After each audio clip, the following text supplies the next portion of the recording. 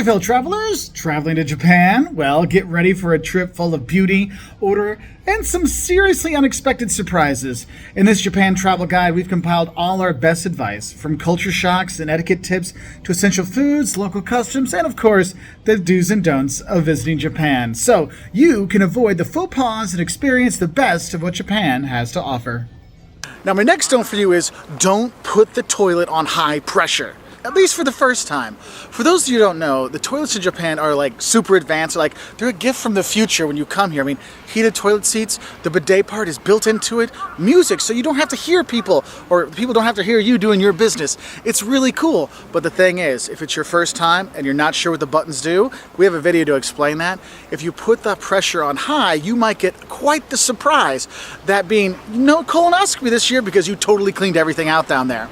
So do be careful with that one, okay? The first don't I have for you actually has to deal with before you come to Japan, and that is don't forget to get your JR pass, your Japan Rail Pass, before you come, because you can't get it when you're here. When you have the JR pass, they'll give you 7, 14, 21 days, different intervals where you can travel as much as you can and as much as you want on the Japan rail lines. And what's cool is those JR passes just aren't for Tokyo to Kyoto, but they also work sometimes in the cities on local trains. Not all of them, but some of them. But don't forget to do that before you come, because once you get here, man, the train tickets, I mean, just back and forth to Kyoto from Tokyo, will pay for it no problem whatsoever, okay?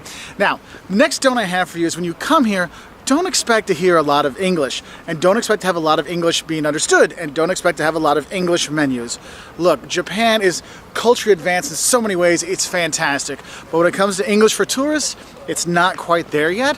But what's cool is people will work with you and help you out and figure things out and help you order your food and find the right places, because the people are awesome. But don't expect a lot of English, and do expect to be doing a lot of I want this, like pointing at the food and stuff like that, which is great because they have a lot of plasticized food out there that you say I want that, and they're like okay. And so that does work out very well. But I would say at least learn a few words before you come. Of course, arigato, which is thank you, is going to be the most important one. Konnichiwa is hi. I mean, we know the basic numbers. Ichi, ni, 1, 2, things like that. It makes a big difference with the locals here, so that does help you out. Now, sticking with our bathroom theme here, there are some other don'ts, especially if you're looking at the onsen or the spas when you come here. One, you don't wear clothes when you go in there, but don't worry, it's separated male, female. Also, with the 2 towels they give you, you don't take the big one with you when you go in. You take the small one, and that actually goes on your head. The big one's for later for you to dry off, okay? So just so you know. Now my next don't for you is don't just stay in Tokyo. Yes, Tokyo is awesome. Yes, I love Tokyo. I would love to move there and work there. It is an amazing city. But when you come to Japan, try to get out. Even if you just come to Kyoto or you go to Osaka or you're going to someplace to go get out of Tokyo, the country is gorgeous. The very north, the very south, there's so much to see, so much to do. Temples, landscapes, mountainscapes, all kinds of islands, beaches, all kinds of amazing things to enjoy throughout the whole country. And a lot of tourists just get to Tokyo and go, my God, this place is so awesome, I'm not gonna leave. And believe me, you'll have that feeling. I had it too. But you gotta get out and explore. And what's awesome is with that JR pass, you can go explore the whole country for actually a pretty cheap price. I mean, it is pretty cheap for a week or two to come here, to be able to travel all over and see all these things. It is awesome. My next don't for you that goes along with don't just stay in Tokyo is don't think that Japan is just these things you see on TV. The people dressed in anime costumes and neon lights and stuff like that. That's Tokyo. Okay? When you get out of Tokyo, you get such this different cultural feelings when you go around. Many more temples, many more nature sites and stuff like that. It's not just this modern architecture. There's so much to see here and so much to do that it's not this anime or kimonos kind of thing. There's a lot of in between as well. Now my next don'ts I have for you have to deal with when you stay here. One thing is, don't think you're going to get a family of 4 into one hotel room. Look, there's not a lot of hotels that will be able to accommodate everybody in one room, so you might need to rent 2 hotel rooms. Or what we've done is actually, we did find a place that lets us have 4, places on a floor to sleep together, but they also, what we ended up doing was renting apartments and houses so we could all be together, and that actually was more economical to do that. So, but don't think if you're going to go to a normal hotel that you're going to be able to get everybody in there, because it is a lot smaller, okay? Another don't is when you go to stay at someone's home or you're going to rent a house or something like that, or anytime you visit anyone's home, if you're lucky enough to visit someone's home here, it's awesome, take your shoes off. you don't wear your shoes in people's house, okay? Once you come in, shoes come off, and then they'll give you slippers. And there'll be guest slippers right there. You slide your feet in them, and you walk in there with that. Also, if they have bathroom slippers or toilet slippers, don't forget to take off the toilet slippers and switch back into your normal slippers when you walk around, okay? That's one thing I have for you. Another don't I have is if you're going to be staying in more of a historical place, or if you're staying, here in Kyoto, or you're exploring more of the country and you're staying in kind of the traditional hotels or a traditional home or something like that, I will say this: don't get too rambunctious when you're there, because paper walls and sliding doors and stuff like that, it's very easy to irritate people and make a lot of noise and break through the doors and stuff like that, because it does happen. So do be careful with that. Now, the don't make a noise or don't get too rambunctious in your hotel and stuff like that really goes back into the don't make noise in general in public transportation here in Japan. It is a very quiet country. You take the metros, you take the buses, you walk around. It's a quiet place. I'm in a city of 1.5 million people, and it's pretty quiet right now, and you do have that, so make sure you're not making a lot of noise when you're using public transport or when you're going around, because the Japanese, they're not loud people. It's much more of a quiet kind of thing. I mean, honestly, this is the loudest it's gotten in the week and a half we've been here. Now, looking at a safety don't I have for you is, don't forget to look right when you cross the street. Here in Japan, they drive on the left, like in England and Scotland and stuff like that. And the thing is if you're used to looking left and then right, it'll be too late, because either the car or the bike will be coming through and nail you, okay? So do watch out for that. Make sure you pay attention for that. Also, don't freak out if your taxi doors pop open for you, because they're automatic in the back of the taxis. They just open it for you. So just a heads up for that one, all right? So don't freak out about that. Now, when you hop out of your taxi and you're going to be walking around and doing things, one of the things you don't do when you're walking around in Japan is smoke. And you will see signs on the street, on the walls, all over the place saying, don't smoke and walk, because you can get fined for that, okay? So don't smoke and walk. Also, you don't walk and eat at the same time. So you'll see people sit down and eat, but they're not walking around and eating, because that's kind of a cultural faux pas. So do be careful with that. Another don't I have for you with the food is when you go to a restaurant, okay? You'll sit down and they'll bring like a hot towel for you or a hot napkin for you. That is only for your hands. Don't use it on your face, okay? That is just for your hands to wipe them off and put it to the side, all right? And if we kind of look into some of the don'ts in terms of the chopstick stuff, don't have bad chopstick etiquette. Probably the three most important ones for tourists to know is: 1, you don't point with your chopsticks. 2, you don't pass food from chopstick to chopstick. Okay, you put it down, let them pick their own stuff up, and don't put the chopsticks straight down into the rice or the food like this, because that's kind of it's from a ceremony at funerals, so you don't want to do that, okay? Another don't I have for you is don't pay your waiter. Now, when I say don't pay your waiter, I'm not saying don't pay. I'm saying you don't pay your waiter when you pay the bill. What you do is the waiter will leave the bill at your table before you basically even started eating. It's already down there, okay? What you'll do is when you're done, you just take your bill and you go to the front of the restaurant. At the front of the restaurant, there'll be a cashier there. You just give them the thing and you pay there with cash and you leave. And that's all you have to do. Also, you don't tip in Japan, so you don't have to worry about thinking, is it 10 or 15%? No, you don't tip. That's at restaurants and taxis. You just don't do it, okay? And the thing is, when you eat in Japan, don't worry about having any clue about what you're eating, because you may see it outside and go, I have no idea what this is, but it looks good, and you're going to order that. Don't worry. Also, don't worry if you don't know how to eat the food. But I will say is, don't be afraid to ask the waiter how you eat it. Even if they don't speak English, it's okay, because they'll give you an idea. It's like, this goes with this goes with that, and that can be super helpful, okay? Now, some other don'ts that go with the eating kind of stuff when you are here, because, man, the food's so fantastic. You're going to be eating all kinds of crazy stuff that you're going to love. 1, don't worry about the slurping sound with the noodles. It's supposed to help enhance the flavor. But, of course, with me being such a messy pig when I eat, this is why I'm wearing black in a lot of the videos this time, because my shirts are just covered with stuff, whether it's the soba or the udon or ramen. Oh, my God, it is so good when you eat here. But the thing is, don't worry about the slurping. It's okay. It's not bad manners. You'll be all right. Another don't I have for you is, if someone invites you out to dinner, don't try to pay. Okay, don't be like, oh no, I want to get this. No, that's an insult. You pay, whoever invites people, that's the person that pays. So don't forget, if you invite somebody to dinner, you're expected to pay, okay? Another thing you want to look at in terms of if you have business meetings or stuff like that, or any kind of thing when you're giving somebody something, or they're handing something to you that's kind of a little bit of reverence or kind of good manners, you always hand with two hands. So you might give your money with two hands, or they might give you the receipt back in two hands, or business cards, always two hands, and have respect for that. Because if you don't, it's kind of like showing disrespect for the person. So remember, two hands accepting and two hands giving. That's the way we do things here, okay? And also kind of going along with the business thing here is, if you're going to be drinking, which might happen with your business colleagues, you don't pour for yourself. You always pour for the person that you're drinking with, and you pour away towards them. You don't pour for yourself. You don't pour this way. No, it's pouring out to them, okay? Just FYI. Otherwise, people will be like, hey, what are you doing, man? Okay, so don't pour your own drink, all right? And going along with the business stuff, don't be late. And when I say don't be late in Japan, I mean don't be late. The buses, the trains, the meetings, the shows, anything, everything is on time. And if it's not on time, people are embarrassed by that. And that's not a good thing to be embarrassed by here. People will tell you they're sorry about 4,000 times that they are late. So as a foreigner, I know we get a little bit of leeway because we're not from here, but you really got to be on time, all right? It's a really key thing here. And it's funny I say that you should be on time and hurry up and get there on time, when I will also say is don't get in a hurry and don't freak out when you get surrounded by a lot of people, or you're waiting in a long line to get on a bus or a subway or something like that, because they're very efficient here in getting things done. Meaning, you may see this long line, you're like, oh my God, are we gonna make it? Are we gonna make it? Look, it's going to work in the efficient way. You'll get there, you'll get on your train, you'll get on the bus. It might not be this one, it might be the next one.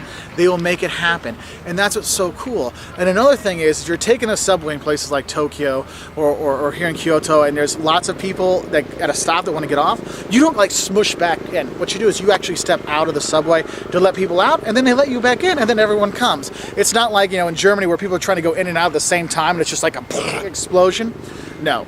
Don't forget your manners when you're on the public transportation, okay? And don't forget, when you're heading down to the subway or heading up from the subway, a lot of places it's stand right and walk left. Oh, no. If you're in Kyoto, if you're in Tokyo, it's actually you stand on the left to let people walk on the right. And that might be different in other places, but since there's so many people going here, make sure you pay attention. Make sure you're standing on the left side and let people on the right go by. Okay? And I guess the last couple things I'll talk about is the garbage here, because you'll notice that, one, don't expect to find a lot of garbage cans here. If you have stuff and you're going to be wanting to throw things away, it could be that you're going to be carrying your garbage around with you for a while. So don't forget to bring some plastic bags with you, or like just if you go to the store, have some of those plastic bags, have it with you so you can kind of put your trash in there. So when you do find trash, you can throw it away. And the thing is don't forget to separate your trash too when you do have the chance to throw it away, because they do incinerate a lot of things here. So make sure you're separating burning versus non-burning versus plastics and bottles and stuff like that, because it is really important.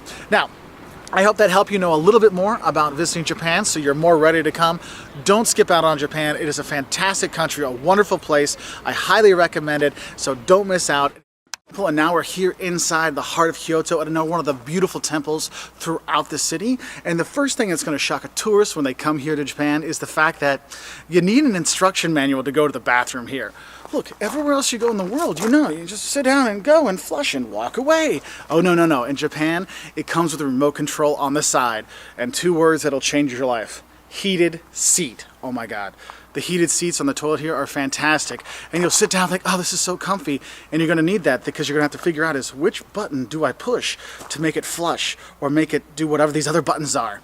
Look, the buttons that are on there, one is a bidet button. So this little thing comes out and shoots water in your bum or on your bum to clean you off. Another little shock would be if you start with high pressure, you'll get a big shock at first. So start with this low pressure and move your way up, okay? There's another button for women, like the frontal cleaning. There's another button that'll be for a blow dryer to blow dry your butt. So it's a hands-free toilet experience. Also, you don't want to have people hear you go into the bathroom? Don't worry. There could be a privacy setting on there that plays music or makes sounds to kind of hide those things.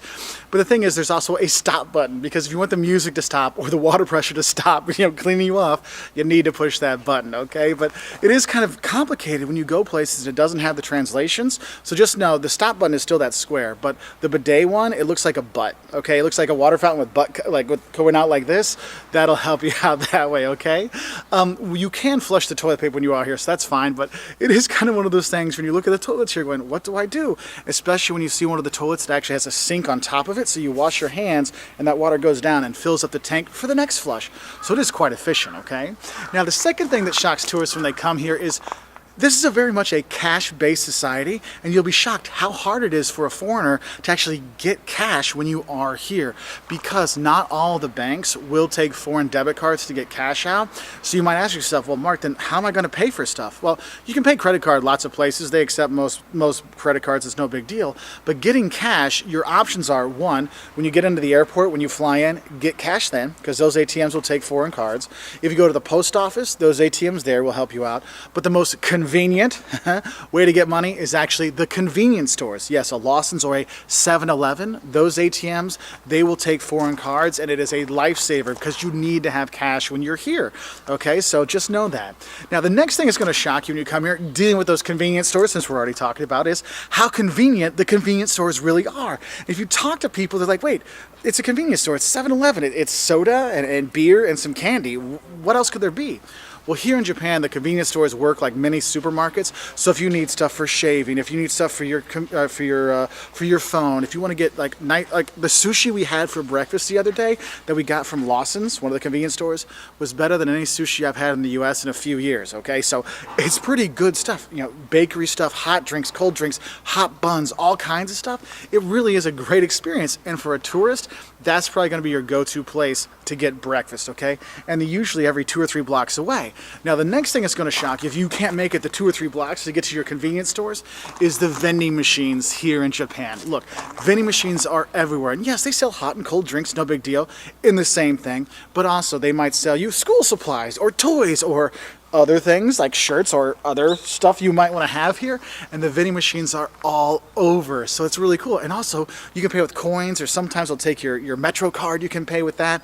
There's all kinds of different ways, an app, and the vending machines are all over, so definitely use that to your advantage. But the thing is, you don't want to just eat from a vending machine or a convenience store. You want to go to a restaurant and eat, and that's why the next thing that's going to shock you when you come here is outside the restaurants, the plasticized food. Look, my kids, when they were little, they loved the kitchen we had for them. They'd play with the different foods there and stuff like that. Japan has gone to a whole nother level, because you'll be outside of a restaurant and almost every dish will be out there in plastic form.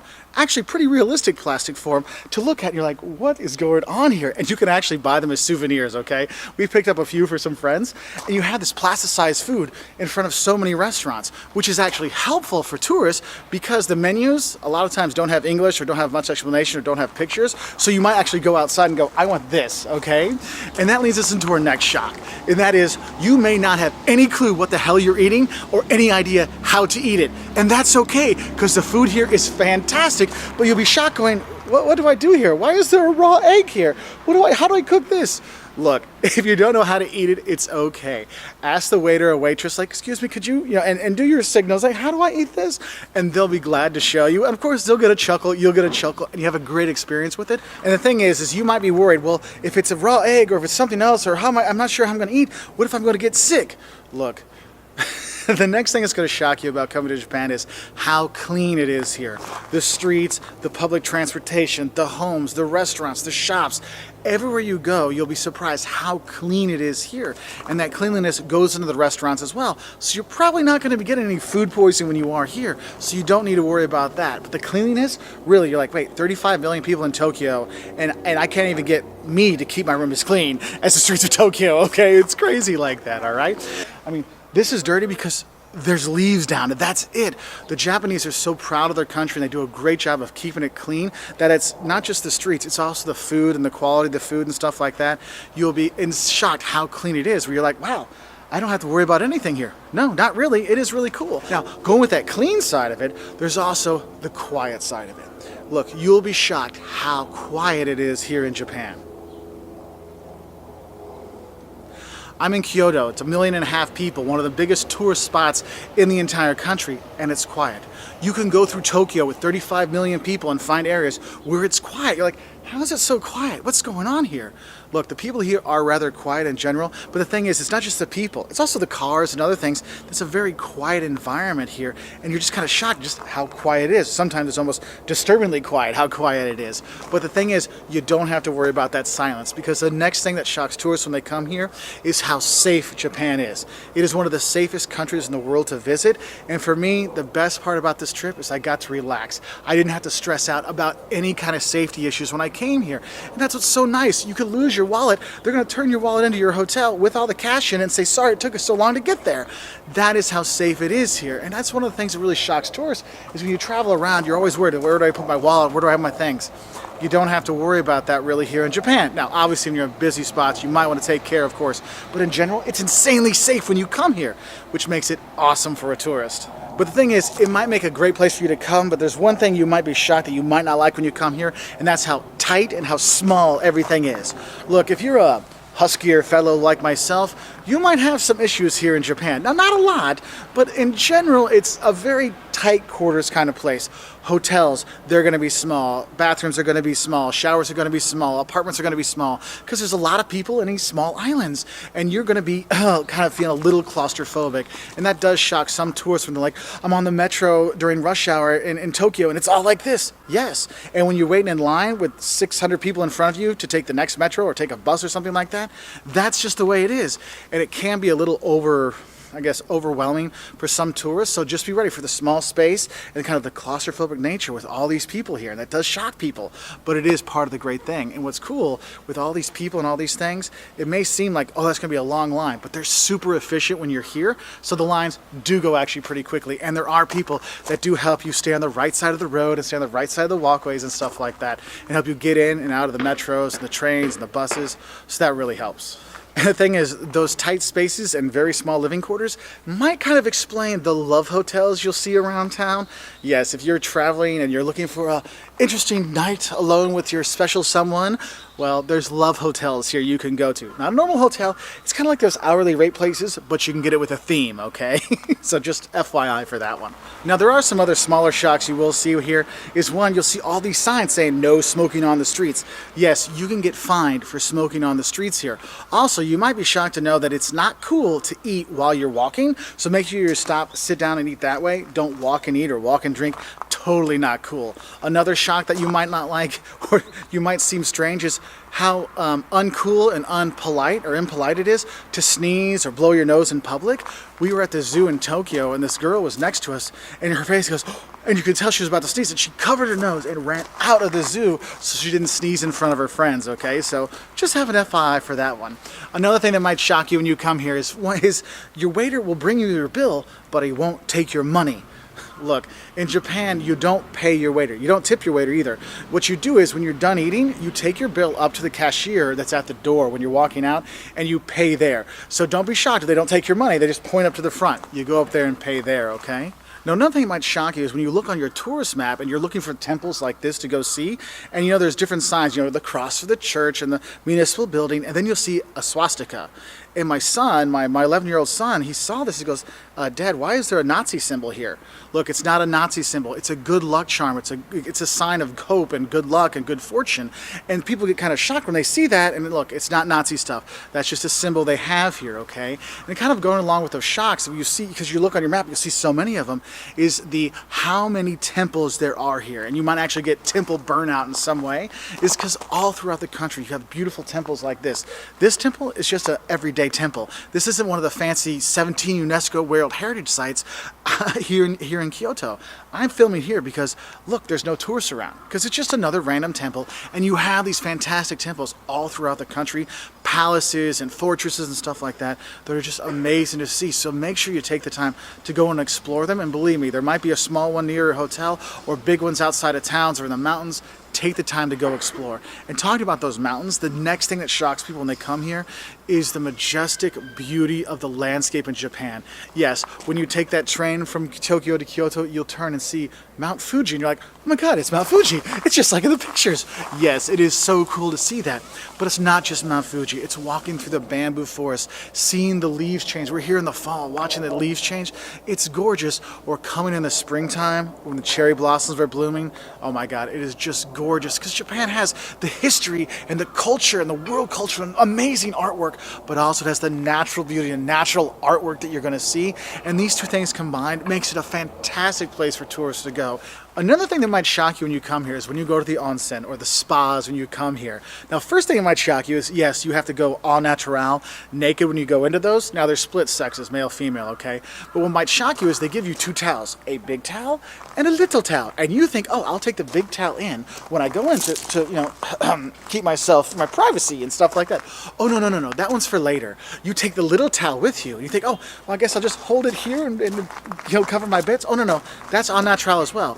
That towel is actually for your head, okay? So don't be shocked about being naked with your Japanese friends, because it's just another way you're gonna have a good time with them when you are here.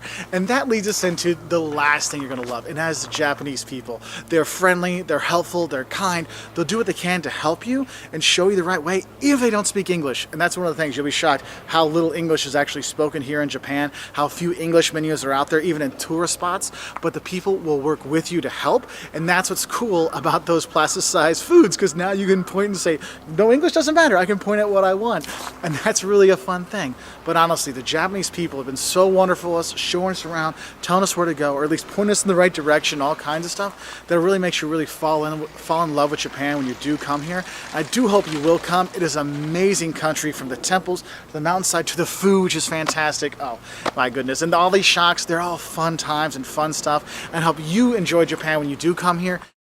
And the first thing that's going to shock you when you do come here to Tokyo is just how massive this city is. I mean, 35 to 40 million people live in the greater Tokyo metropolitan area, and you can feel that 35 to 40 million people when you fly in. You're like, oh, are we there yet? Oh wait, there's more city, there's more city, there's more city. Or you're driving in with the taxis and the futuristic look of the city and stuff like that, or taking the train in and stuff like that.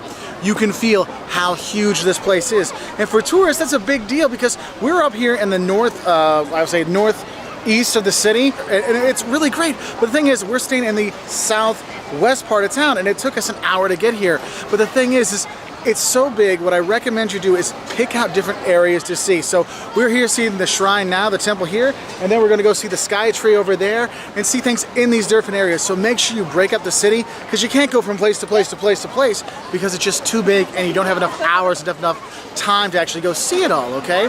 Now, the second thing is gonna shock you when you come here is the packed trains during rush hour. Look, you're going to be using the subways and the trains to get around town, and they are super efficient, like crazy efficient, that you can get everywhere, and they run on time. That's shocking for someone coming from a, let's say, public transport disinclined country, and it is really awesome. But they do get super packed during rush hour traffic, like sardines. Actually, I think you'd prefer to be in a pack of sardines sometimes than you would be on the train, because it's so full. But what's crazy about it, what's shocking about it, is how efficiently they get the people on and off at each of the stops. Like, the people will step out of the way, let people out, then they'll go back in and stuff like that. It's crazy. And when you're on there, one of the little shocks you might see are how the Japanese can sleep on the trains. I mean, we've seen guys, and it's not like, drunks or bums or stuff like that. Oh no, these are business suited up people, things like this, just totally out. And the thing is, when you're doing all this transport and you're doing all this stuff throughout the city, you can understand why people might get a little worn down and just nod off a little bit on the train. Now, another thing that's going to shock you is when you're on the metro. I know I'm focusing on this, but they all kind of go together, is how quiet it is on the train. Like, when you're out taking the subway around Tokyo, it's quiet. I mean, even rush hour, it's quiet. And it's amazingly quiet when you see all those things. And you're not expecting that when you come to such a huge city. You expect noise and all this kind of stuff here. Oh, no. You do not have that in Tokyo. It is quiet when you are here, especially on the metro. And another thing that kind of goes along with that when you come here, how much you're going to be shocked, is how clean this city is. I mean, I wish my town of 150,000 people were as clean as this 40 million people metropolis. And Tokyo is amazingly clean, from the food to the parks to the metro, the subways, the buses, the stores, all kinds of stuff. And it's just amazing that they can do all that in such a big city. And also, it kind of goes along with that. It's clean, but also in Tokyo, you'll be shocked how safe you feel when you're here. Look, I've gone to other mega metropolises like Sao Paulo and in Mexico and all kinds of other places, and I didn't always feel safe when I went to those huge cities. Here, I feel safe going out at night. I feel safe taking my kids out, having cash with me and things like that. And it is really kind of a cool thing, but it's shocking that you can feel so safe in such a big city. But of course, I mean, pay attention like usual tourist stuff, but in general, Tokyo is super safe. Now, another thing that might shock you is when you come here, you can actually pay for things with your Metro card, with your subway ticket. You know, you might get a Suica or a Passmo card, and you can fill that up. And yes, you can do the metros and the train stuff, but also you get a soda, you can buy some food, you can go to the convenience stores and do that. And that's kind of a cool thing. Like, wow, I can pay with my stuff. So if I have extra money left over after I've been here, I can actually spend it instead of throwing away that money, which is cool. But also it's kind of important because another thing that's going to shock you when you come to Tokyo is your debit card, your bank card from back home, probably is not going to work at the banks here, and that kind of sucks. I've seen a lot of shocked tourists going, why can't I get money out? Look, you're going to be shocked that you're going to need to go to the convenience stores. Yes, the 7-Elevens, the Lawsons, the Family Marts and stuff like that. You're going to have to go there to get cash out because this is very much a cash dominant society, and so you do have to do that. But you know, it might be a little shocking when you're like, I need to get money, but I can't. Just go to 7-Eleven, you'll be okay. And speaking of those convenience stores, another thing that shocked me was the quality of the food and selection of stuff in the convenience stores here in Tokyo. And not just in Tokyo, but in Japan in general. It's amazing because, you know, you go to a convenience store back home, it's like junk stuff. You know you're gonna get sick if you get the cooked food. Oh, no. Here, the sushi is actually pretty good. There's hot buns and there's hot drinks and cold drinks, but there's actually prepared food stuff that's there. And the thing is, if you want, you can get a packaged soft-boiled egg, individually packaged. The convenience stores are actually super convenient, and since they have the ATMs, and also for you tourists, that's going to be your probably go-to place for breakfast because it's open 24 hours, especially if you got jet lag. Man, they're a lifesaver, okay? Now, I would be remiss without mentioning this one kind of shock you will have when you come to Tokyo, and that is sticker shock. Tokyo is not a cheap place to visit. I'm not gonna lie to you, I'm not gonna beat around the bush. It is a pricey place to come to, okay? So be ready for that. And when you come here, one of the things that might shock you is how small the accommodations can be, which means instead of a family of 4, it might not be 1 hotel room, you might have to rent 2 hotel rooms, which can really jack up the prices. And the thing is, with the prices here, going out to eat and stuff like that, if you're going to Shinjuku, which is one of the famous places to go and go eat, or you're gonna go, you know, the Robot Restaurant, which actually isn't a restaurant, it's just more of a show, by the way. They have food, but that's not what you're gonna be going for. When you're going there, in Shinjuku and these more expensive places, the prices go even higher. So what I recommend to save money when you come here, okay? One thing, rent an apartment. You know, there's lots of Airbnbs and apartment rentals here, and you can go stay there, no problem. Get your food from the convenience stores or the grocery stores and save a ton of cash that way. And another thing that's cool that actually helps you save money when you actually are here, a lot of the sites are free, like when you go into the shrines and stuff like that, you don't have to pay to go into those. You can go and enjoy them and take them in and not spend any money so you can get around. And probably the coolest part, I know a lot of the accommodation and food are going to be expensive when you are here, but the cool thing is the public transport is actually really affordable. Like, I am super pumped about the prices. We spent almost an hour getting from our apartment to here, and it only costs about 260 yen, so like, I don't know, $3 or $250, you know, something like that. I'm like, dang, that is actually pretty cool.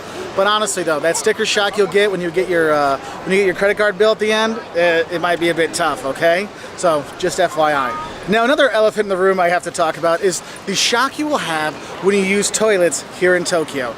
Look, Japan has evolved past normal humans when it comes to toilets. They have not just heated toilet seats, but they come with remote controls, and maybe an instruction manual will be helpful too. But the thing is, you might get shocked when you use the toilet for the first time and the bidet thing comes sticking out and shoots water to clean you off, okay? So that can be a bit shocking, so just be prepared for that. The thing is, you don't always have the robot toilets everywhere you go. There's also the squat toilets you do have in a lot of public places, but the thing is, the public toilets in Tokyo are also clean. I mean, Jocelyn, who is like the biggest freak ever about cleanliness and always uses potty toppers, hasn't used any potty toppers, used the public bathroom in the zoo because it was clean. And so that's what's cool. What you'll be shocked is how crazy the toilets are here, but also how crazy clean they are as well. So there is that. Now, the next thing might shock you when you come here is that Tokyo that you saw on TV, you know, with the neon lights flashing everywhere, the crazy people dressed up and stuff like that. Yes, you can see that neon glow, crazy anime, manga, what the heck is going on? Japan, you can see that here in Tokyo, and it is cool. But what's shocking is that's not everywhere. Tokyo has very different, distinct parts of the city, and you'll be shocked to know that it doesn't always feel like you're getting smashed up with millions of people. You can find quiet parts of town by yourself. I mean, it's amazing. You can go to the parks, you can go to the green spaces, the shrines, and actually think about it. This is a holiday today. You think this place would be packed, and it is quite busy, but you don't feel like you're smashed. So it's really kind of crazy that it can be so big, yet it can feel so small at the same time. But again, let's go back to that neon craziness. Look, the neon craziness here, when you see all the lights flashing, all these kind of things like that, it does make you go, whoa, Godzilla Street? What's going on here? You're gonna see all kinds of things, so make sure you go around. Yes, you should go to Shinjuku and the other districts and check out things. Go to Electric City, go see the anime people and things like that. Yes, if you notice walking around, you see some people in kimonos. That's more for Kyoto though. You don't see that as much here in Tokyo, but you go around and you see all the shops and all this crazy stuff. You're like, oh my goodness. We've been going around and the kids see the craziest things, like, can we get that? I'm like, I can't say no to that because it's so insane. We'd never have that in the US. So that shocking neon Tokyo, that neon Japan you've seen, you see that here. Now, another thing that shocks tourists when they come here is the number of restaurants that do pop up all over Tokyo and how little English is actually spoken. Look, Tokyo is a world city. I mean, it is a world industrial hub. But the thing is, English is not a really big thing here. Getting an English menu is super cool to actually happen. Finding one of the servers that might be able to speak a little English is really, really great. But the thing is, it doesn't matter that you don't speak Japanese when you come here, because the people are really friendly, but make sure you know a few words, you know, konnichiwa, like hi, and or arigato, which is thank you. You want to make sure you know that, but for such a big place with so many tourists, you'd think there'd be more English or more foreign help. There's not really so much. Though the ATMs will have multiple languages, not too many other places do, which might scare off some tourists, which leads us to the next shock. And that getting scared off and not knowing what to order at a restaurant, you might end up on the street and you see all these vending machines. Look, the shock of seeing vending machines literally every other block, or I should say every other half block, so in the block, in the middle of the block, down back alleys, all kinds of stuff, is really a quintessential part of Tokyo. Yes, you'll get your soda there, you might get your snack there, your kid might want to get a toy there, maybe you want to get a shirt from one. There are them all over the city, and what's cool is, yes, they'll take your coins, they'll take your bills, sometimes they'll take your Metro cards and stuff like that to pay with, and so that's kind of cool. But what I always love is you can get cold and hot stuff when you are there, and that is really neat. And coming from the US where we don't have like cool technology stuff like that, it's kind of one of those things that's shocking, but in a really awesome way. And the 10th thing that'll shock you when you actually do come here is how many sights there are to see in Tokyo. Yes, a town of this size, of course you're gonna have tons of sights, but the museums here, there's such an eclectic mix of museums. If you want a drum museum, they have that. If you want one with Hello Kitty, they have that. If you want my personal favorite, the Tokyo National Museum, that is one you have to go to, or the Tokyo Edo Tokyo Museum, to see the history of the city. The Modern Art Museum, the science museums that are here. There's multiple science museums. Going out to the island and checking out the futuristic city that's there. There's so many cool things to check out here that you can't do Tokyo in one day, and that's what shocks tourists. They think, oh, I could come for like 5 or 6 days. I'll see this city. No, you can't. You'll be shocked how much more there is to see than you can see in 1 week when you are here. So you will definitely come back. And the first thing you're not going to like when you come here is going to be something you notice after a few days here, and that is temple burnout. You know how it is when you travel and you see church after church after church after church, it kind of blurs together. Well, here, after temple after temple after temple after temple and shrine, it does kind of blur together. And the thing is there's amazing temples here. There's amazing walks to have, and I'm going to talk about those later. But after a while, it all kinds of blur together. So what I recommend is take the time to go see some of the museums, the Kyoto National Museum, or take your kid to the zoo if you're here with your kids, or go down to the market, which I'll talk about in my loves, or go explore the city, go shopping, go eating. Take a break, because if you go to these temples too often, it all kinds of blurs together. And the thing is, there's UNESCO World Heritage Site shrines here. If you go out to the Golden Pavilion, it's fantastic. Or if you go over here to the Higashiyama district, I know I'm butchering the words, just go along with me on here, but you go there and you can walk from one UNESCO World Heritage Site to another, and while you walk through, there's about 50 other temples you want to go see, and parks and pagodas and stuff like that, and there's tourists going through, and it's just a really amazing experience. But the thing is, you're gonna get burned out from them all, okay? The second thing you're not gonna like when you do come here is this is a very popular tourist city, not just for foreigners, but also for Japanese tourists. And so when you're doing the walks and you're going to the markets and stuff like that, you will be squished up. I mean, it is Japan, so there's a lot of people in a small island, but in a place like this, it gets extremely packed. Especially when it's on school holidays or there's special events, like the cherry blossoms are blooming. We're here during the fall foliage to enjoy the leaves changing, and there's just so many tourists and we're just all smunched up, and there's these narrow roads and things like that, so it can get kind of frustrating. And I saw some tourists getting quite agitated, so do just relax. It's Japan, you'll eventually get there. People will help you to figure out these things, but that's something you might not like, is just you can get really packed on those small walkways and small pathways when you're going to see the shrines and you're going to go see some of the things. I will tell you, when you're going to the temples and stuff around Kyoto, you're here on a weekend, even in low season, it's going to be busy. So plan accordingly. Now, the third thing you might not like when you come to Kyoto is those really awesome UNESCO sites you really want to go see. The main temples, the Golden Pavilion, all these things, they're on the outskirts of town. And to get there, you've got to go through the, let's say, not so picturesque downtown area. And the thing is, it's just like any big city. I mean, it's 1.5 million people here. You're not going to have the prettiest buildings around, so it is kind of blasé going out there.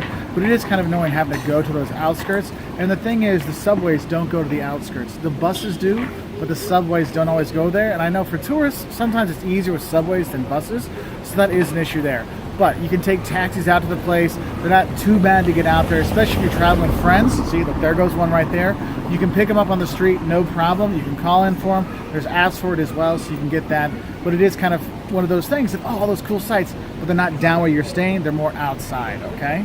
Now, the fourth thing you might not like when you come to Kyoto is there is a lack of English and English menus in general when you do come here, which is odd because there's so many tourists from around the world that come here, and they have actually a really good tourism infrastructure. But when it comes to English, it will be limited. So when you go to restaurants, you'll be lucky if you have an English menu. So that's why always look at the pictures or the plasticized versions of the food outside to give you an idea what's there. And it's not too hard to just point and say ichi, so one, okay, to make your life easier.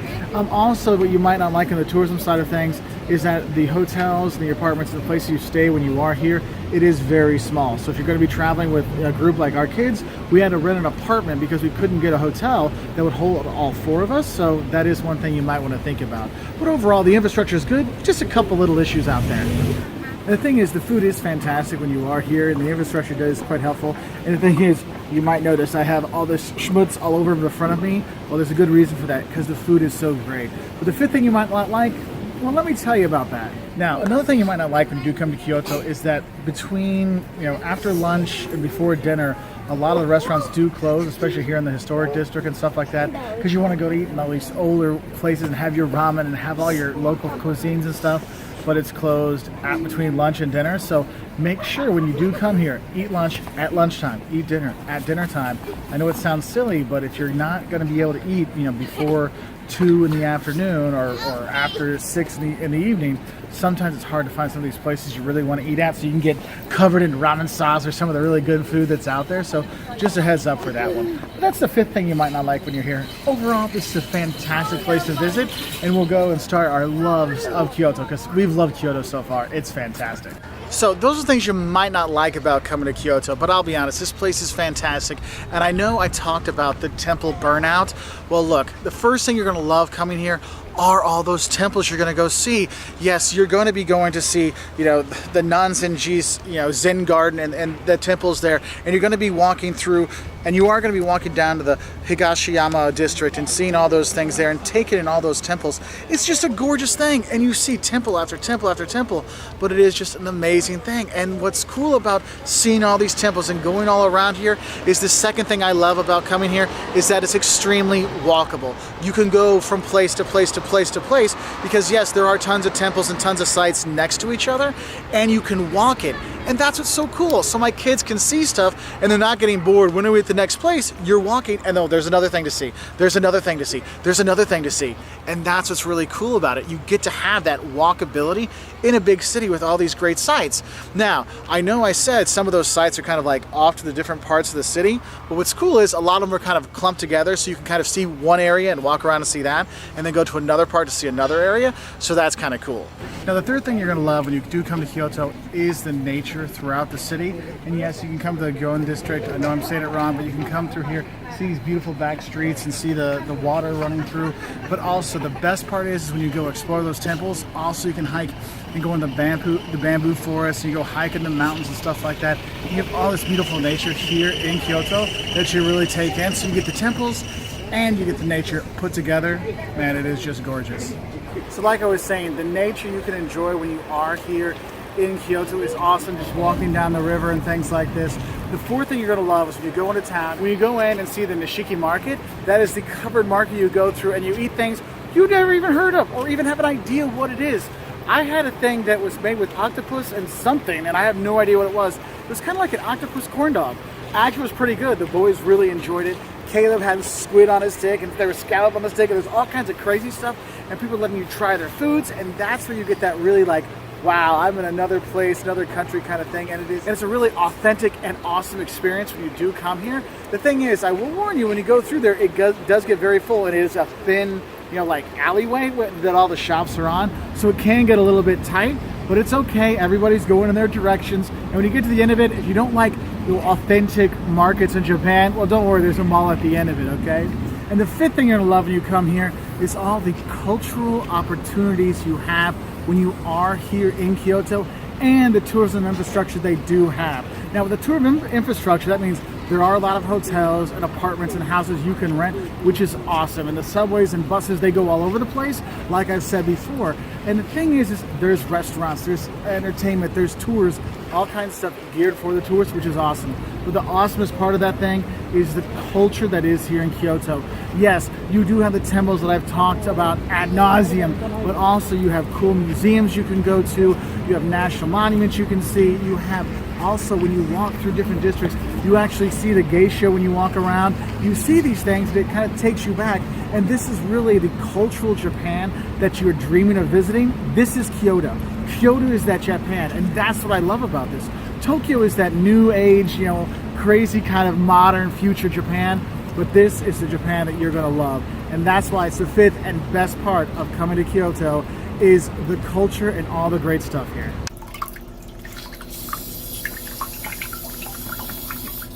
Oh, that's the one.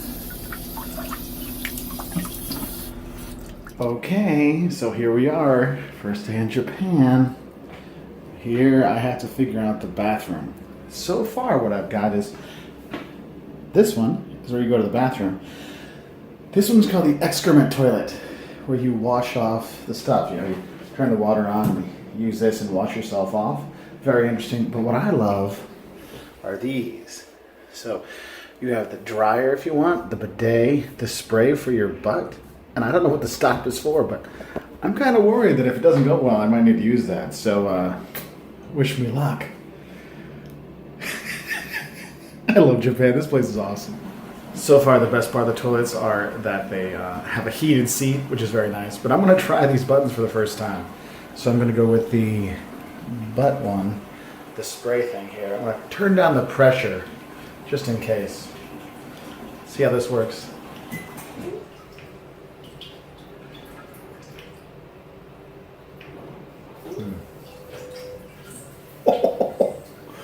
Yes, it's like a bidet. It sprays you in the butt to clean your butt off. I'm not going to do the woman one on there, but they do have the bidet. It does shoot out, and yes, I could see why they tell you to put the pressure down, because yeah, that can be a bit much. And I understand why they have the stop button there. Okay, so there was that one. I'm going to now move on to the dry my rear button. It says dry and rear, so. Ooh. Oh. Yes, so you can get your butt dried off too. Honestly, the bathrooms here in Japan are so cool. You will use them. I'm just telling you. I will warn you though. If you go out in the bathrooms in public, some places you'll actually have the squat toilets, and they'll have directions how you're supposed to do it. You you don't put your back to the wall. You kind of face the wall, and when you do it, you'll see. They'll put it up there. But yeah, the bathrooms in Japan are an experience all by themselves, and you got to enjoy my first time going to the bathroom together. It's like I'm a little kid here in Japan. I can't wait for the kids to try this. It's going to be hilarious. Bye from my bathroom in Japan.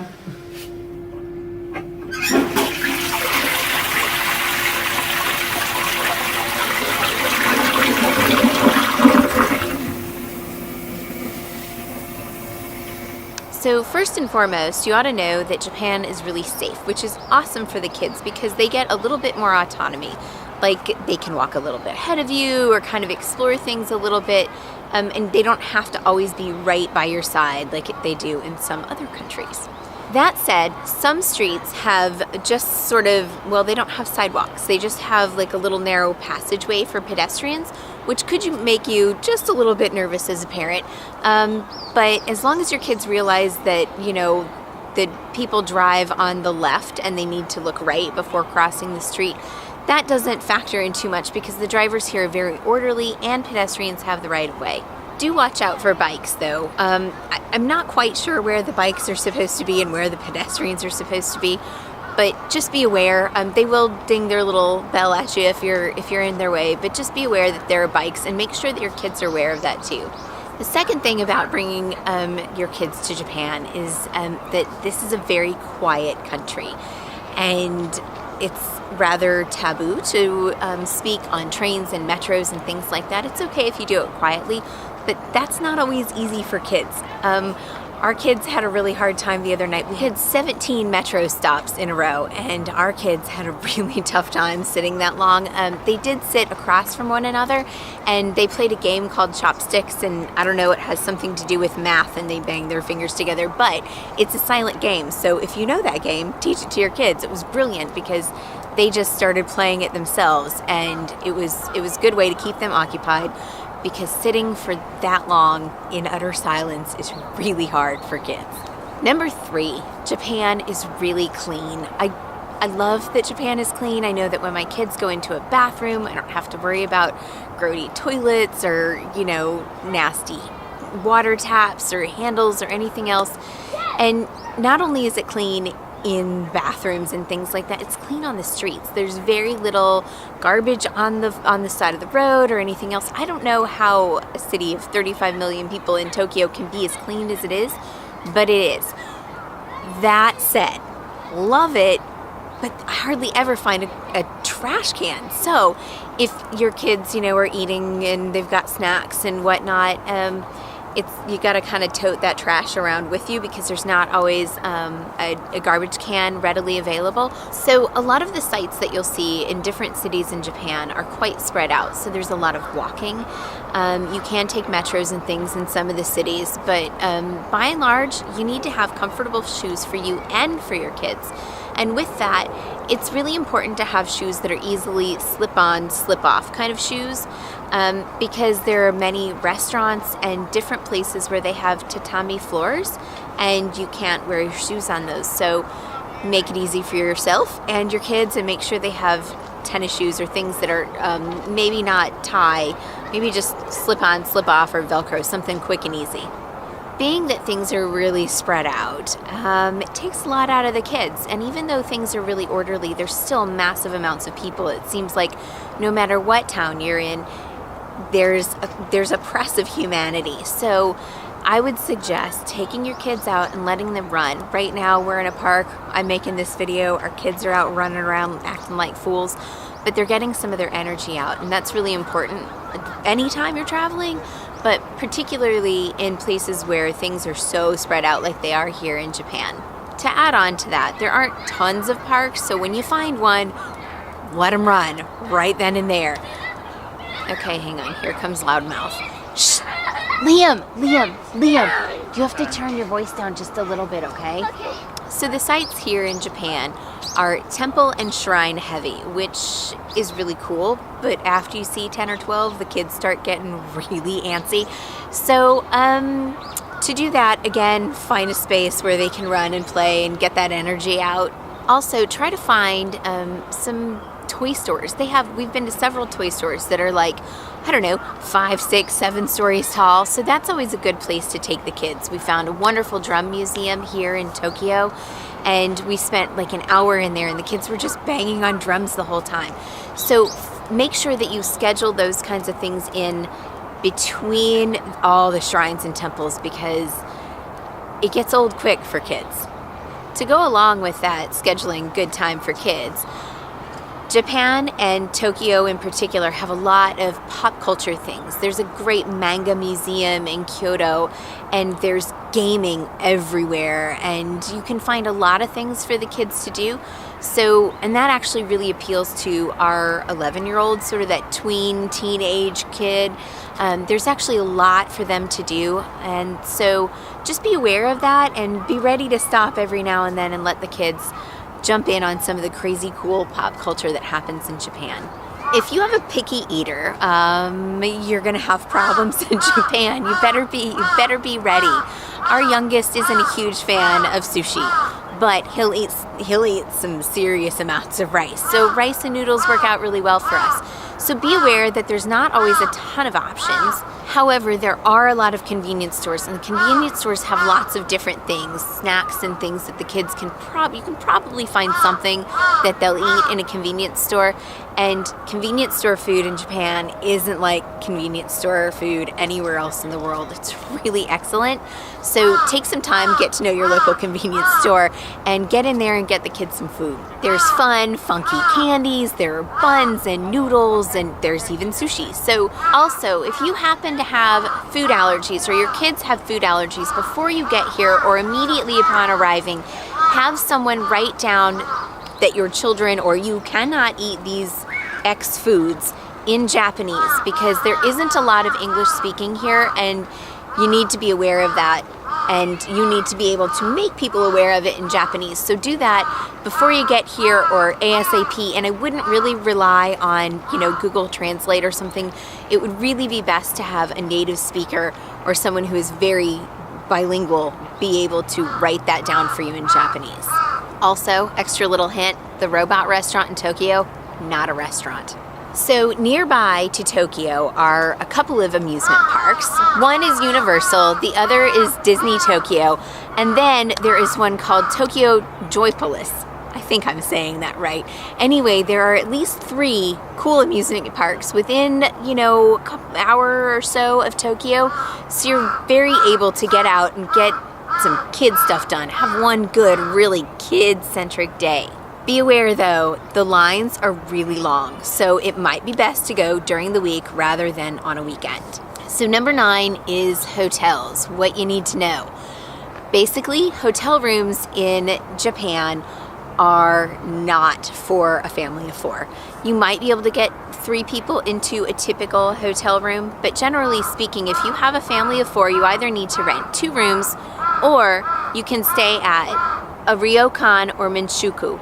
These are both traditional hotels, and you'll have a tatami floor and futons, so just, flat mattresses laid out on the floor where, you take your shoes off and then you just lie down on these beds on the floor. So you can get more people into a room that way if need be, but be aware that you're not going to get a typical Western style hotel room with 2 queen-size beds where you can get a family of 4 in there. In Kyoto, we rented an apartment with the soji screens, very traditional old building, and it was amazing. And the kids really liked it. We loved it. It was like stepping back in time a little bit. And we were able to sleep, all 4 of us, quite easily. So things like Airbnb and HomeAway might be your best bet for a family larger than 3 people. Just a little side note, there are pharmacies and you can get anything you need, from diapers to formula and baby food and all that. But if you do need prescription medication, you need to bring that with you along with the prescription, especially if it's any kind of painkiller or steroid or things like that, things that are really controlled here. you really need to just bring the prescription with you. Just be aware of that ahead of time, but don't worry about regular medicines and stuff like that. If you have to take an Advil or something, it's no big deal. But with prescriptions, you need to be prepared. Our 10th point about Japan with kids is that it's expensive. Japan is not an inexpensive country by any means, so be prepared for spending a little more on food and hotels and things like that. The good thing is that places like this park and many other museums and things are less expensive for kids, or kids under 12 may not even pay at all. So be aware that there is kid pricing and things, and so you might only have to pay adult admissions. The other thing is there are all the shrines and things you'll go to, those are all free. So you don't have to worry about paying for things like that, but do be aware that you're going to spend a little more on a vacation in Japan than you would in many other places in the world. Is Japan safe? Are you crazy?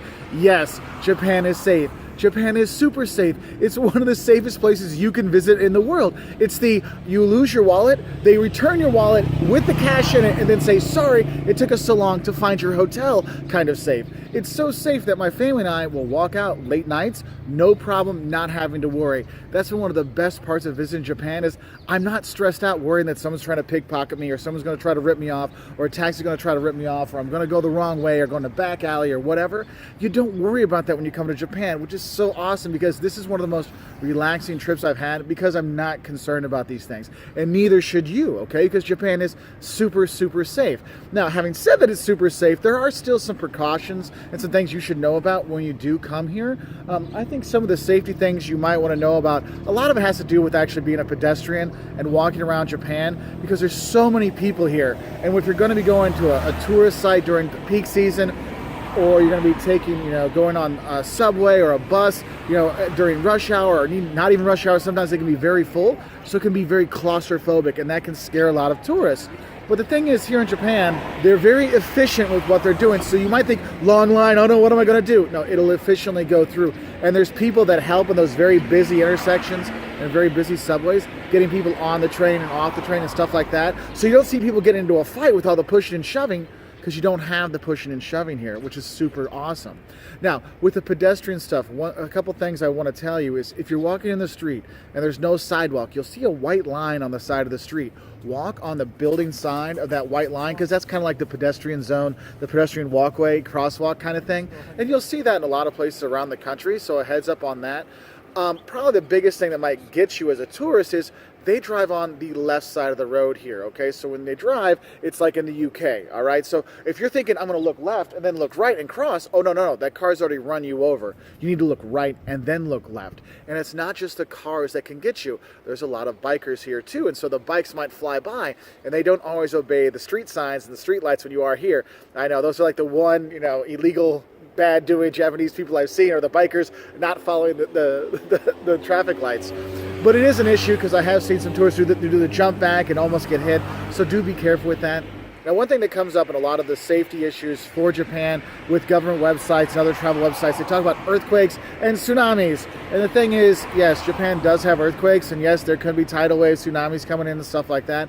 Most likely, statistically speaking, as a tourist, you will not deal with those things. However, in terms of earthquakes, you will see there are evacuation plans, meeting points, all kinds of stuff throughout the cities for buildings telling you the exit routes and stuff like that. So, for your peace of mind, maybe you take a look at that and see what your exit route is, just so you know those things. Now, in terms of female travelers, I will warn you, on the packed subways in Tokyo, it's not unheard of for people to grab people's butts and stuff like that. You do need to keep your wits about you. If you see anybody getting too close, there is the closeness that happens during rush hour, but anytime you feel uncomfortable, don't be scared to push them away or something like that, because that is an issue. There's actually words for people that do things like that here in Japan, so do have a heads up for that. Also, if you're traveling in a group, you might see that they'll deal more with the male traveler than the female traveler because it is a much more masculine society here, so they'll tend towards that way. So I'll give you a heads up for that. In terms of safety issues that people sometimes have, they what about my credit cards and my cash and stuff like that? Do I need to worry? Look, it's a cash-based society here. You have very little petty crime, very little pickpocketing, next to nothing here. So you don't really have to worry too much about having all your cash together. But of course, when you are traveling, it's always a good idea to take normal safety precautions whenever you do travel. So keep some cash back at your hotel, have some with you, or have in different parts of your clothing or stuff like that when you go. I mean, you don't really have to worry about it here because you look silly doing it. But it is something I always recommend is, hey, just pay attention. Because if you are in Tokyo and it's the busier parts of time and there's lots of tourists going around, you will feel a little uncomfortable and worried about stuff. It might give you that little bit of feeling betterness inside. But honestly, Japan is a super, super safe country. It is so relaxing not having to worry about every single moment of every single day that someone's trying to get you. The cops, if you're lost, they will show you where to go. It's super nice out here to do that. And then you'll see this little cop station with a couple policemen to show your map where you want to go, and they'll point you in the right direction. So that's been very helpful. I will tell you though, if you get scared when people don't speak English, there's not a lot of English spoken here in Japan. So that will be one thing that might worry you. But we don't speak any Japanese. And we've had no problem at all, and we've had all kinds of great times, had great food, met great people, and not had anything to worry about. So I hope this helped you feel a little bit better before you come here to Japan, because you really should. It's a beautiful country with wonderful people, amazing food, though you might not know what you're eating, but that's okay. You might not even know how to eat it, which has been one of my big issues. I'm like, which way does this go? So maybe tummy troubles might be another safety issue for you. Though the food here is super clean, you can drink the water, no problem. But I would bring some like Imodium or Gas-X or anything for tummy issues, especially if you got kids. It'll be really helpful. And what you need to know is, in Japan is a cash-based society, okay? People pay cash all the time for lots of stuff, so you need to have cash when you're here. However, as a foreigner, it can be tough to get cash because not every bank ATM will take your foreign debit card, okay? So your best bet to get cash out is an ATM when you fly into one of the airports. Use one of those there. Sometimes at the JR stations you can find them there, but they're kind of hard to find. So your best bet of getting money when you are here, getting cash when you are here in Japan, is actually going to convenience stores like a 7-Eleven or Lawson's or something like that, because they have ATMs inside. Now, not every single one, but most of them do have ATMs inside, and you can take money out that way. Now, when you take money out, you want to know is, hey, what am I going to be getting? Well, there's the ones you're going to use the most really are the 1,000 yen note, the 5,000 yen note, and the 10,000 yen note. There's also a 2,000 yen note, but we've been here for a while now. We haven't seen it, but that is there. And when you do pay with stuff, you will use a lot of coins when you are here. And again, the coins are worth something here. And if you look at the kind of coins you're going to see, is there's the 1 yen, 5 yen, and 10 yen coins. You don't see them too often, but they are out there. There's a 50 yen coin and a 100 yen coin. That's one you're probably going to see the most. And then a 500 yen coin, okay? Now the thing is when you're here, you think, man, when I think Japan, I think crazy technology and stuff like that, right? And so why are they all using money all the time or cash all the time? Well, the thing is, you can pay with cards in lots of places, and honestly, we haven't had any problem in major cities paying with Visa, American Express, or MasterCard. Union Pay as well was accepted in lots of locations, so you're okay there.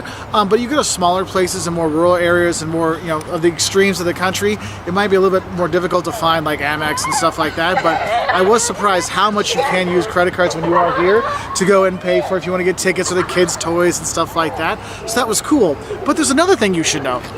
When you come here and you get money to ride the metro or something like that, you can get this Suica card. There's other cards out there. Passmo is another one you can get, and you can load it up and you can use it for the metro and stuff like that. But also you can use this in places to pay as well. So you could put some extra money on here and have this be your it's my metro ticket, but also some cash money. So that's something else you can see here, which is kind of interesting. Okay, so you have options. You have your credit cards, you have your cash money, and you've got your alternate card money, I guess you'd say, that goes with your Metro card. Also, what you should know is when you do pay here, let's say you're going to a restaurant when you want to pay, the waiter will bring you the bill, but you do not give the waiter the money. You actually go up to the till, which is going to be at the exit of the restaurant, and you'll pay there when you leave, okay? So don't give your waiter, don't be like, hey, take my money. No, they're going to say, we go up this way to the front, and you pay up there. Also, you do not tip when you are here in Japan, so that's why you just go out there, pay, and leave. No big deal. And the thing is, I know I talk about all this cash you're going to be using when you are here. I know some tourists get scared, like, what am I going to do with all this cash?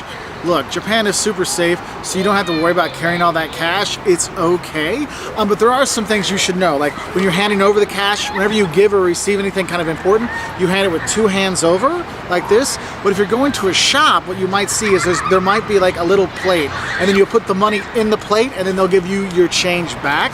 So there's just those little things that's out there. And the thing is if you're a tourist here, you'll find ways to spend money very easily because it is a little pricey when you are here. Now, it's not horribly pricey, but it can be a bit pricey. So make sure you bring a lot of yen or dollars or euros. I will say though, if you're gonna bring your dollars and euros, I did have a hard time finding exchange houses. So I ended up doing the ATMs from the convenience stores as my go-to thing. And when you're eating in Japan, you might ask yourself, do I tip when I come to Japan? And in Japan, you do not tip. It is seen as an insult if you tip at a restaurant or you tip a taxi. You do not tip. I just want to put that out there right now, okay? So do not feel obligated to, because you will not tip. Another thing is, if you go to a restaurant, you'll see that the waiter will bring you your bill, but they won't take your money. When you pay for your bill at a restaurant in Japan, you actually walk to the front, like there'll be a checkout or a till or a cashier at the way out, and so you pay on your way out, just so you know that's where you pay. Anyway, I hope that helps you with a little more information about not tipping when you do come to Japan. It's a beautiful country with amazing people, amazing sights from temples to mountainsides. It is truly a gorgeous place. And there is one other thing. I know it's not for Europe, but there is another Christmas tradition from another part of the world that you really should know about, and that is eating KFC fried chicken at Christmas is a Japanese tradition. Even places that aren't KFC, they have actually chicken orders out there, and so you might need to order it a month in advance to make sure you get your fried chicken for Christmas here in Japan. So just an FYI on that one. And when you're in Japan, you're going to see vending machines all over the country that sell all kinds of crazy stuff. But honestly, the most helpful ones are the drink ones you're going to see all over the cities. And what's cool is, your normal vending machine, you're only going to get like Coke or Sprite or cold drinks. Well, here you can get the cold drinks, the blue stuff, you see it labeled in blue, okay, whether it's teas or sodas or whatever, or juices, you can have that. But what's cool is you can get hot stuff too, and when it comes out, it's actually warm, okay? So if you want to get milk tea or hot tea or whatever, or coffee drinks. So Caleb, how's your milk tea? It's pretty good. Is it hot or cold, or what is it? Hot. Hot? Yeah, and so we've been having that. It's made it a lot more easy when we've been walking around just to grab a drink. So you can have that, so definitely check those out. They're pretty cheap, it's like a buck and a bit, for $1.40, $1.50, or somewhere around there for a tea or a soda or something like that. Very easy to do. And yes, you'll see some vending machines that sell some pretty interesting things, but this is actually the most helpful one. You can pay with coins or you can pay with bills. So there's other things, you can pay with your apps as well, but there are things like that. But do enjoy the vending machine culture here. It is pretty fun.